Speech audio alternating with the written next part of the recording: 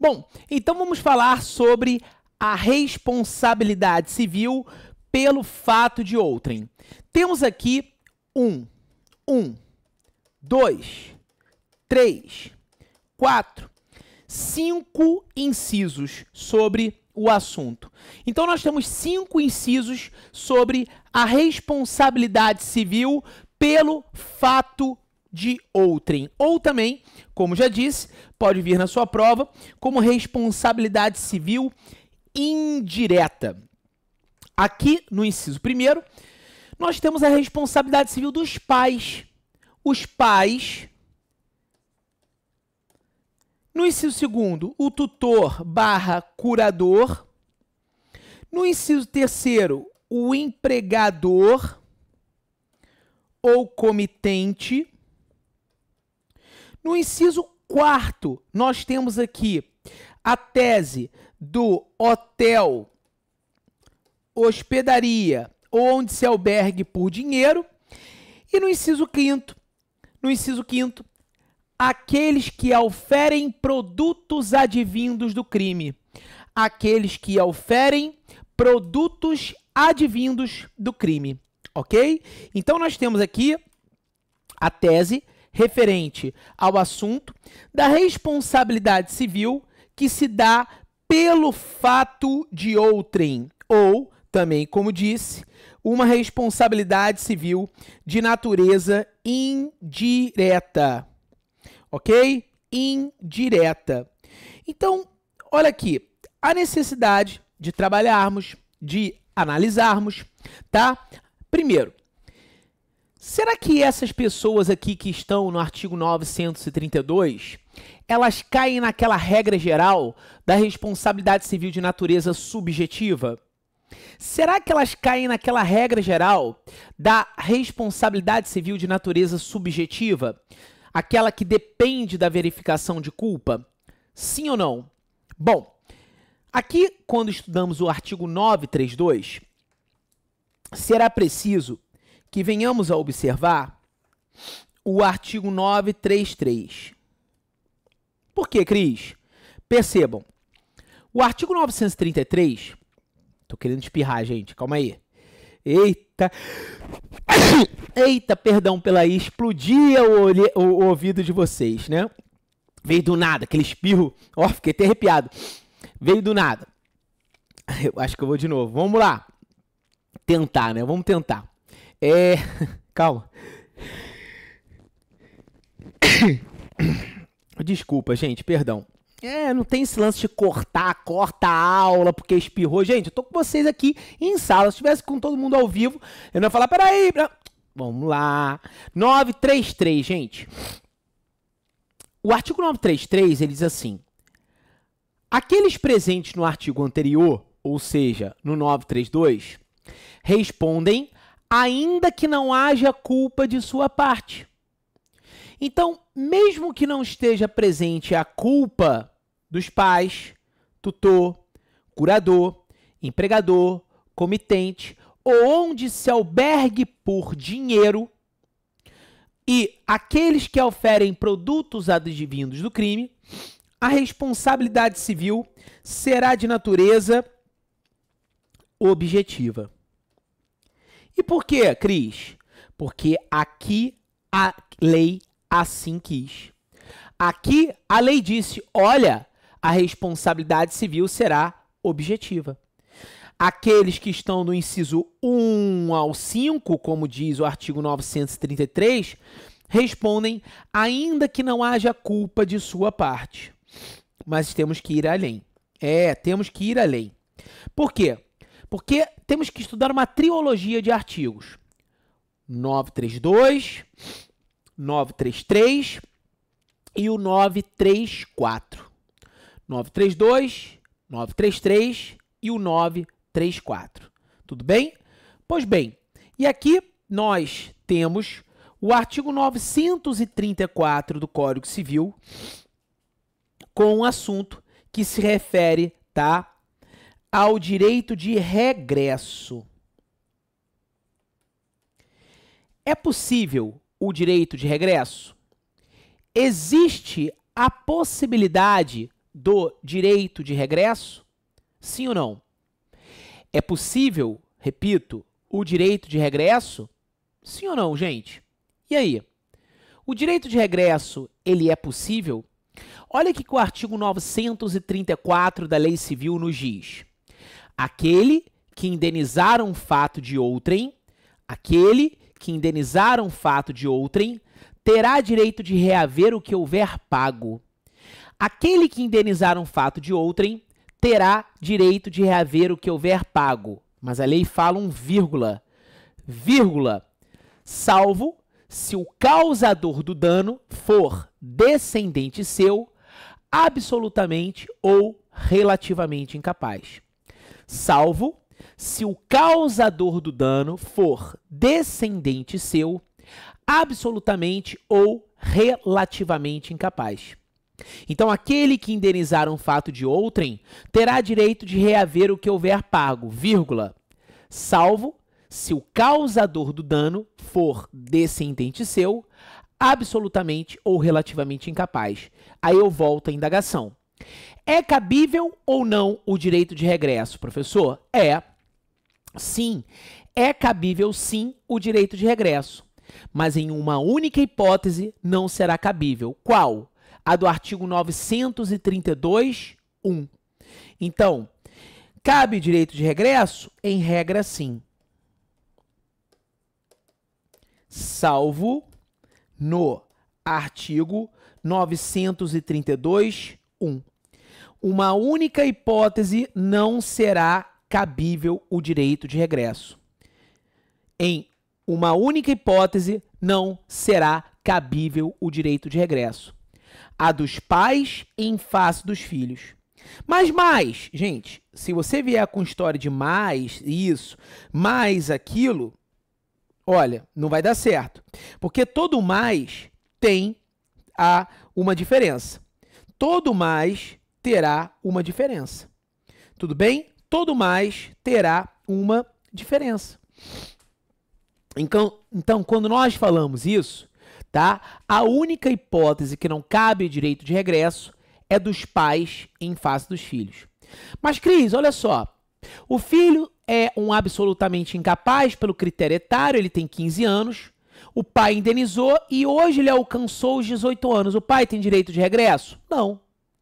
Cris, o filho é maior, civilmente, mora com os pais e capaz, mas mora com os pais depende financeiramente dos pais. Causou um dano. Quem responde? O capaz. O capaz que responde civilmente. Ok? Bom, então cuidado com isso. Os pais jamais possuem direito de regresso em face dos filhos. Jamais. Bom, veja que existe a responsabilidade civil dos pais, e ela é objetiva, do tutor pelo tutelado, o curador pelo curatelado, o empregador pelo empregado, o comitente pelo aquele que paga comissão, o hotel pelo ato do hóspede, tá? A hospedaria pelo ato do hóspede, a instituição de ensino pelo ato do educando e aqueles que oferem produtos advindos do crime. Todos eles respondem independentemente de culpa, porque a lei assim quis. A lei assim quis. Tudo bem? Beleza? Agora, caso eles queiram o direito de regresso, para haver o regresso, terá que ser provado culpa. Então, por exemplo, o empregador indenizou o ato praticado pelo empregado. O empregador indenizou o ato praticado pelo empregado. Perfeito? Beleza. Agora esse empregador, ele quer buscar o direito de regresso em face do empregado. Beleza, ele pode, mas terá que provar a culpa do empregado. Tudo bem? Terá que provar a culpa do empregado. Então, nesse direito de regresso, existe a necessidade da prova da culpa. Show, galera? Beleza? Então, é um ponto aí importante para todos vocês, esse ponto aí que eu acabei de dizer e trabalhar. Bom, vamos trabalhar aqui outros assuntos da responsabilidade civil objetiva que caem com bastante frequência nos principais certames? Vamos lá. Nós vamos falar agora do artigo 936, do artigo 937 e do artigo 938 do Código Civil. 936, 937 e 938, todos, como eu disse, do Código Civil. Todos os temas do Código Civil. Um importante assunto aí, tá? Perfeito? Um importante tema do artigo 900, tá? 936, 937 e 938. Como disse, todas as hipóteses de responsabilidade civil de natureza objetiva. Todas as hipóteses de natureza objetiva. Então, ó, não deixem de analisar aqui, tá? De estudar aqui. Esse é um tema importante, como disse, tá? Um tema relevante. Show? Então, equivale à sua devida atenção. Primeiro caso, a responsabilidade civil do dono ou do detentor do animal. Então, o dono ou o detentor do animal respondem ainda que não haja culpa. Mas a lei oferece duas excludentes de responsabilidade. A lei nos oferece duas excludentes de responsabilidade. A culpa exclusiva da vítima ou o caso de força maior, tá? Força maior, culpa exclusiva da vítima. Então, o artigo 936 fala do caso do dono ou do detentor do animal. O artigo 937 fala de ruína de edifício. Já dizia um grande doutrinador, se caiu é porque precisava de reparo. Então, a responsabilidade civil aí será objetiva. O 938, ele é um tema que cai com muita frequência. É o artigo que trabalha das coisas caídas ou lançadas, de situações caídas ou lançadas. Como assim? Vamos dizer que uma pessoa habita um apartamento no 8º andar e há uma varanda que tem um parapeito e essa pessoa gosta de plantas. Coloca um monte de plantinha nesse parapeito, tá? Um monte de plantinha nesse parapeito. E aí o que acontece? Uma forte ventania e as plantinhas caem e acertam lá um carro que está lá embaixo, lá no fundo.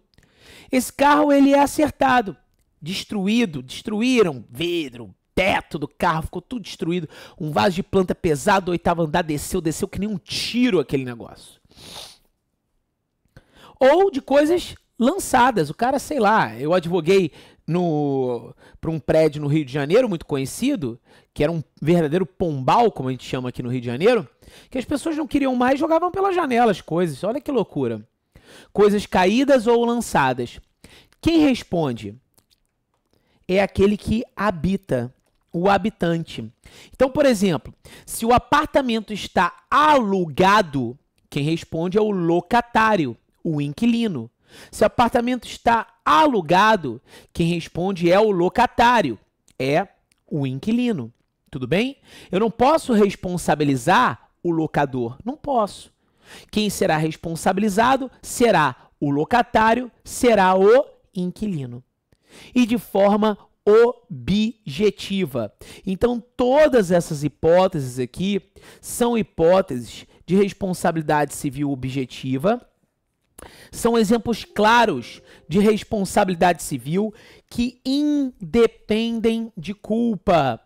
Independem de culpa. Responsabilidade civil.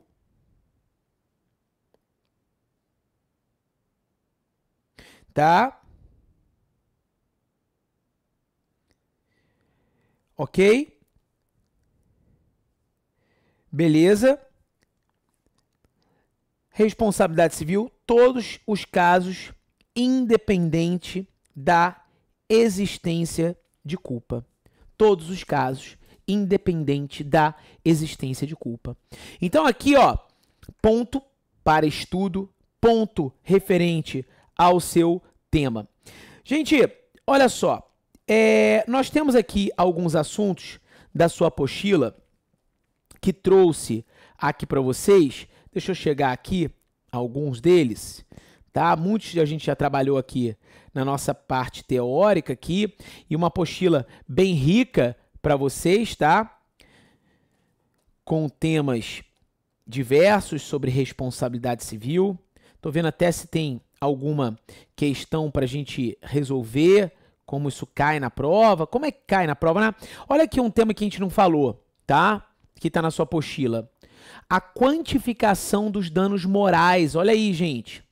No momento de fixar o quanto debeatur, o magistrado deverá estabelecer uma reparação equitativa baseada na culpa do agente, na extensão e na gravidade do prejuízo causado, bem como na capacidade econômica das partes.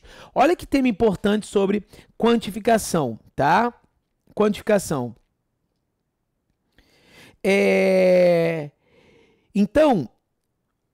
Então,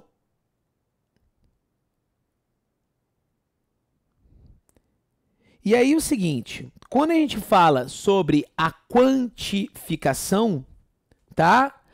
Sobre a quantificação, nós devemos destacar o assunto, tá? Referente ao dano. E aí o seguinte, você está com um dos temas que podem ser objetos. Reparem os requisitos aqui, gente. Olha só. Reparação equitativa, sempre baseado na proporcionalidade, baseada na culpa do agente, tá? Na culpa do agente, na extensão e na gravidade do prejuízo causado, bem como na capacidade econômica das partes. Será levado em conta, tá? Será levado em conta a capacidade para que haja fixação, tá? Do quanto a indenização deve apresentar um critério de razoabilidade. Percebam, proporcionalidade, isso tudo é costume ser retirado de provas, tá? Eu tiro esses temas de provas e trago aqui na apostila para todos vocês. E, ao mesmo tempo, é necessária a condenação do agente. Bom, eu trago aqui alguns assuntos, o artigo 944, a redução equitativa da indenização tem caráter excepcional e somente será realizada quando a amplitude do dano extrapolar os efeitos razoavelmente imputáveis à conduta do agente. E aí trago um entendimento da doutrina. O grau de culpa do ofensor ou sua eventual conduta intencional deve ser levado em conta pelo magistrado, isso é importante, tá?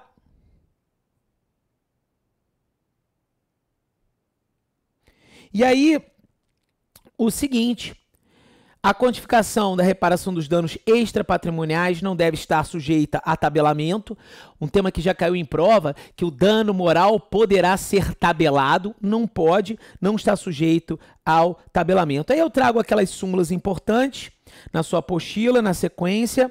Aí eu trago, olha aqui, ó, vejamos como cai na prova. Lucas, vítima de importante perda de discernimento em razão de grave doença, tá? Tudo bem? De grave doença degenerativa em estágio avançado, devidamente representado por sua filha, curadora Maria, nome da minha maricota, ajuizou a ação indenizatória por danos materiais e morais contra determinada instituição financeira, sustentando que foram realizados saques indevidos em sua conta corrente, com a utilização de um cartão magnético clonado por terceiros. Durante a instrução processual, foi comprovado que os fatos alegados na petição inicial eram verdadeiros. Nessa situação hipotética, conforme a jurisprudência do STJ, Lucas não faz jus ao recebimento de indenização por dano moral, tendo em vista não estar conscientemente sujeito à dor ou sofrimento psíquico devido à significativa perda de discernimento. Certo ou errado, pessoal? Olha aí. A assertativa está errada. O absolutamente incapaz, ainda quando impassível de detrimento anímico, pode sofrer dano moral. Olha que importante isso, hein? Remeter lá para o artigo 3º do Código Civil. O dano moral caracteriza-se por uma ofensa e não por uma dor ou um padecimento. Eventuais mudanças no estado de alma do lesado, decorrente do dano moral, portanto, não constituem o próprio dano, mas eventuais efeitos ou resultados do dano. Os bens jurídicos, cuja afronta caracteriza o dano moral, são denominados pela doutrina como direitos da personalidade, que são aqueles reconhecidos à pessoa humana, tomada em si mesmo e em suas projeções na sociedade. A Constituição Federal deu ao homem lugar de destaque, realçou seus direitos e fez deles o fio condutor de todos os ramos jurídicos. A dignidade humana pode ser considerada, assim, um direito constitucional, está lá no artigo 1º, inciso 3º da nossa Constituição Federal. Ok? Beleza? Tranquilinho? Show? Olha aí outra questão. Considerando a jurisprudência dominante do Superior Tribunal de Justiça, assinale a alternativa incorreta. Veja, sempre bom você marcar se está pedindo o correto ou o incorreto. A correção monetária do valor da indenização do dano material incide desde a data do arbitramento. Será? Vamos lá. São cumuláveis a pretensão ao dano moral e ao dano estético e ao dano material decorrente do mesmo fato. Será? A simples devolução indevida de cheque caracteriza dano moral. Opa! São civilmente responsáveis pelo ressarcimento de dano decorrente de publicação pela imprensa, tanto o autor do escrito quanto o proprietário do veículo de sua divulgação. Assertativa A, gente, está errada e constitui o gabarito da questão aí. Qual é a questão da letra A? A correção monetária da indenização do dano material incide desde a data do arbitramento. E olha aí, galera, a assertativa A está errada e constitui gabarito. Não confundir aqui a correção monetária nos casos de danos materiais com as hipóteses de danos morais, tampouco com a disciplina dos juros moratórios, fundamentando-se na súmula 43, 362 e 54 do STJ. Correta está a alternativa B, conforme a súmula 387 e o enunciado 192 do CJF. Os danos oriundos das situações previstas no artigo 949, 950 de 2002 devem ser analisados em conjuntos para o efeito de atribuir indenização por perdas e danos materiais cumulada com dano moral e estético. Correta também está a assertativa da letra C, com base na súmula 388, gente. A simples devolução indevida de cheque caracteriza dano moral e aquele dano in re ipsa. Caracteriza dano moral a apresentação antecipada do cheque pré-datado, súmula 370, in re ipsa. E, finalmente, correta a alternativa da letra D, a teor da súmula 221 do STJ, são civilmente responsáveis pelo ressarcimento de dano decorrente de publicação pela imprensa, tá? Tanto o autor do escrito quanto o proprietário da divulgação. Então veja aí a súmula 221 do STJ. Mais uma questão de número 50 aí na nossa tela, tá? Isis, advogada, dirige-se ao cartório de certa vara civil para consultar os autos de um processo, no qual representa os interesses de uma das partes. Chegando ao local, após enfrentar uma fila demorada, ela é informada pela serventuária que os autos estão disponíveis à consulta e em razão de conclusão. Bom, conclusão é estar com o juiz, né, pessoal? Isis, então, insulta a funcionária diante de um número considerável de pessoas com termos de baixo escalão e depreciativos.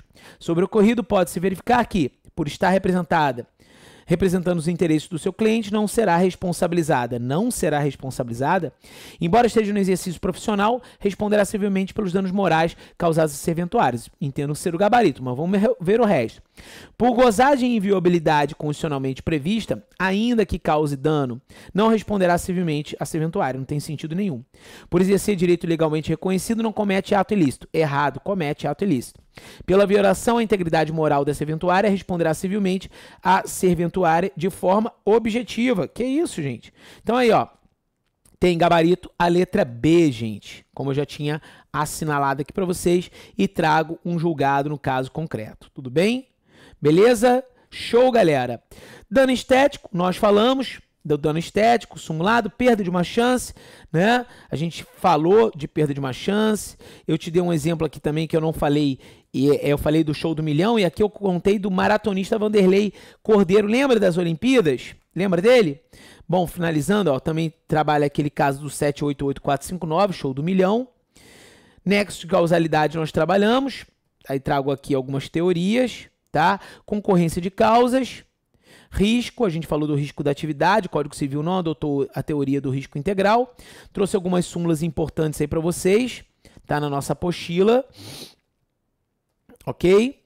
Beleza? E aí mais uma questão de prova. Quanto à modalidade de responsabilidade civil oriunda de riscos por atividades normalmente desenvolvidas pelo autor, constante no parágrafo único do artigo 927, é possível afirmar o quê? Trata-se de cláusula aberta de responsabilidade civil subjetiva? Subjetiva, gente? Não, né? Trata-se de cláusula aberta, responsabilidade civil objetiva, envolvendo as atividades reiteradas com possibilidade de danos a terceiros, tão somente em função do risco adquirido. Trata-se de cláusula aberta da responsabilidade civil objetiva, envolvendo atividades não habituais, mas com possibilidade de dano a terceiros, tão somente em função do risco inerente. Trata-se de cláusula aberta de responsabilidade civil objetiva envolvendo atividades habituais com possibilidade de danos a terceiros tão somente em função do risco inerente. Trata-se de cláusula aberta de responsabilidade subjetiva? Não, né, gente? Então, olha aqui, como é que tá, hein, essa situação? A responsabilidade decorrente do risco é objetiva, estando incorretas as assertativas 1 e 5, decorrente das atividades habituais reiteradas, que elimina a correção o que elimina a correção da assertativa. E trata-se de risco adquirido, assim compreendido aquele que não é inerente ao próprio objeto em sua função e se encontra fora da expectativa da vítima. Chama-se inerente o risco que decorre da própria utilidade da coisa, como a lâmina de uma faca, vocacionada para cortar. O risco adquirido é aquele não esperado, mas que vem a provocar dano, como o risco que gera a responsabilidade objetiva mencionada no artigo 927, parágrafo único. Trata-se de risco adquirido e não inerente. Incorreta a afirmativa do item 4. Resta correta a assertativa do item 2, gabarito constante na letra D, gente, na letra D aí. Mais um teminha.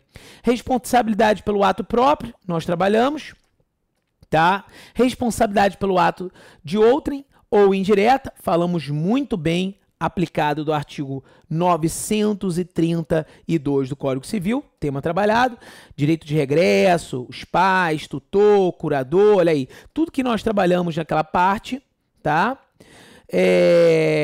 Falamos do hotel, hospedaria, muitos temas aí eu trabalhei na apostila para você acompanhar a aula, tá? A responsabilidade civil atribuída ao incapaz por nosso ordenamento civil é de ordem subsidiária, vez que prevalece a obrigação de reparação dos pais em relação aos atos ilícitos praticados pelos filhos menores. Pode-se deduzir como exceção a esta regra geral a situação da penúria dos genitores ou mesmo quando o filho vier a ser emancipado por simples concessão dos pais. Assinale a única afirmativa considerada equivocada. O texto acima descreve conteúdo normativo incompleto, eis que a exceção prevista do ordenamento abrange outras situações de obrigações de genitores. O texto acima descreve conteúdo normativo inconsistente, uma vez que a emancipação por simples outorga dos pais não exclui por si só a responsabilidade decorrente de ato ilícito do filho. A norma do Código Civil admite a interpretação de que os pais se exoneram da reparação civil quando os filhos são confiados de forma contínua à guarda dos avós. O texto acima retrata a hipótese legal de responsabilidade civil objetiva dos pais em razão de atos ilícitos praticados pelos filhos menores, decorrentes de responsabilidade por fato de outrem. Os incapazes respondem solidariamente em relação aos seus pais por atos ilícitos praticados por aqueles, classificando-se tal responsabilidade como objetiva nos termos da legislação em vigor, gente. Então a gente já viu isso no nosso primeiro encontro, artigo 928, né, do Código Civil.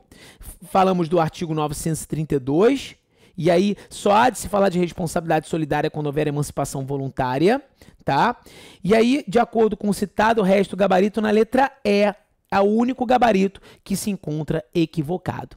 Gente, vamos passar então para o nosso próximo encontro. Eu aguardo todos vocês. Beijo pra mulherada, abraço pra macharada, tchau!